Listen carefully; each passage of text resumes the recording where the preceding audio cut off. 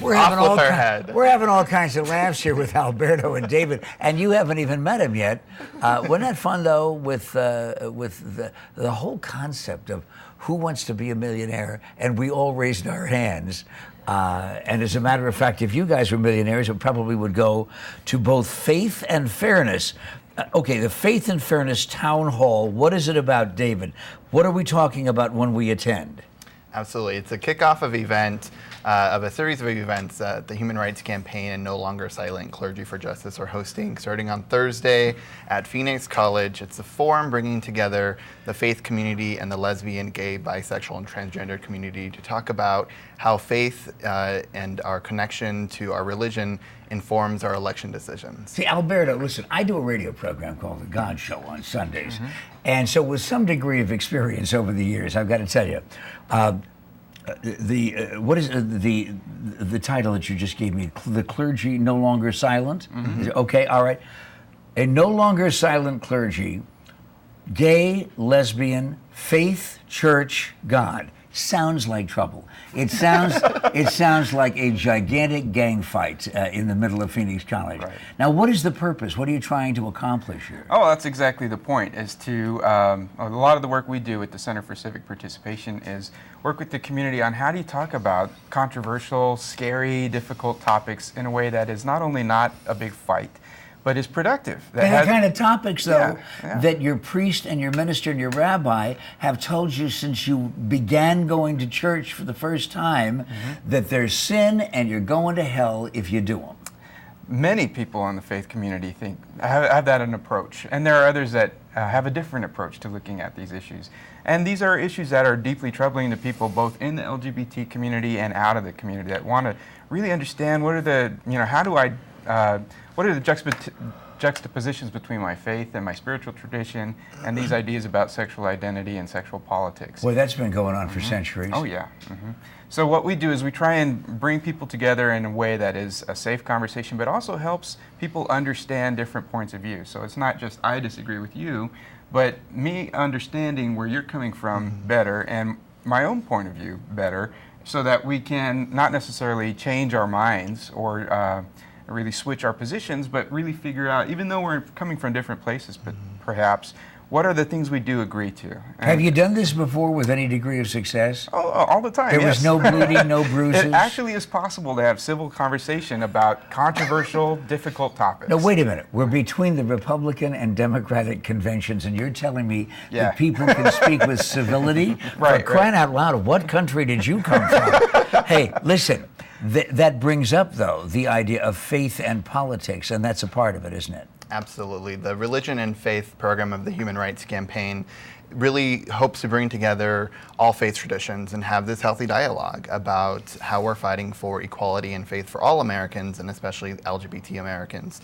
The Human Rights Campaign is the nation's largest civil rights organization working for equality for LGBT Americans. So we want to be able to embrace our brothers and sisters across the aisle and of every political stripe to advance this whole issue of equality in America. You're going to have conservative Pentecostals there saying, here, come on over here, let me give you a hug?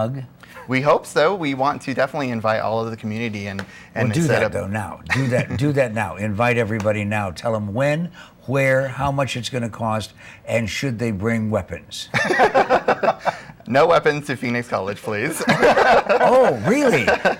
It'll be the only place in Arizona where you can't bring a weapon. All of our campuses are weapons-free environments. What an excellent idea. No, please, go ahead. Offer the invitation now. Absolutely. We're inviting the community to come with an open heart and an open mind to our Faith and Fairness Town Hall. It'll be next Thursday, September 6th, starting at 6:30 at Phoenix College's Bullpit Auditorium. You know, and I was mentioning conservative Pentecostals, and I wasn't doing so critically because I'm saying, though, right now, these are, in the main, sincere, genuinely faithful people who come with a faith. And the faith is scriptural based, and they say, hey, God says in his inspired word, those are the things you shouldn't do. Yes. How do you respond to that? It's my job as the moderator then to hold up these spiritual traditions and these different understandings of what God's message is as legitimate, that everyone has their own way to understand God's purpose, God's message for us. How is it to our benefit to understand and to value each other's points of view, even though we may not agree with each other? And how do we work together as a community with these conflicting understandings and points of view about our faith, our religion, what we're supposed to do in this world, and that sort of thing? So, how do you get people to listen, though? Because it's not a debate. Nobody has to win. Really? So that's really what's important to understand, is it's a learning conversation. What do I need to know about your point of view and where you're coming from, and to value that as, maybe I don't agree with you, I might think that you're wrong, but not see you as a bad guy, see you as a good person that disagrees, but there are certain fundamental things that we do agree on. And how does that point of common ground help us to work together in a productive way and not just demonizing and attacking each other? You think this civilized thing is really going to take hold? Yes. Yeah. Well, I guess with that attitude, it probably does have a good chance. Right. And it is not just religious, and it is not just sexual orientation, but it is also political, because a great deal of what you're talking about, as I understand it, is voting one's conscience. Absolutely. And the whole discussion that our panelists, being moderated by Alberto here, will be focusing on that issue, on how one can take a very active stance politically and vote in varying ways from their conscience, and how they can object to certain stances that their church is making, or the hierarchy in their church is making. So we're having Bishop Gene Robinson, who is the first gay Episcopal bishop, and really the first out gay bishop of any major denomination in the country. What a struggle that took. Absolutely, and he's still struggling.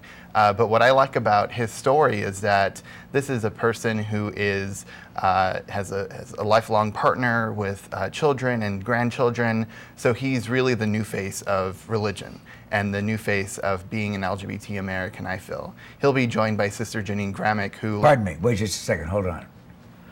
As a parochial school child, I thought you said sister. Yes. A Catholic nun is going to be there talking about how we have to vote one's conscience. Absolutely. Turning aside, perhaps, from Vatican teaching. Mm-hmm. That's going to be interesting. And God bless her for showing up. Absolutely. And her whole mission as a Catholic nun is to eradicate the myths and stereotypes of the LGBT community. Myself, I'm Catholic. I go to St. Mary's Basilica, very active in my parish, yet I'm still active in the Human Rights Campaign and fighting for LGBT equality. So it's possible to wear both hats. Yesterday, Wednesday, I recorded a show that I'm doing Sunday, The God Show, 6 o'clock, but KTAR, 6 a.m., 6:30. But it was with an author I found fascinating. She's the author, Joanna Brooks. She's the author of a book called The Book of the Mormon Girl. And she's a young woman who grew up and still very, very active, very faithful in the Mormon faith. Mm-hmm. And she is a Southern California Democrat who is extremely active in the gay and lesbian community, married a Jew. I mean, so everything in the world is not stereotypical, but she still considers herself, and she is considered by the stake that she's a part of, a very faithful Mormon. Is that what you're talking about? And are Mormons going to be there, do you know? If any member of the Mormon community want to attend, we would definitely open our arms to them. We will be joined also by a Jewish rabbi here from Temple Salel here in Phoenix. So, with some very strict rules and regulations in the past, hundreds, thousands of years of Torah teaching. Absolutely. Not all of which agrees with you.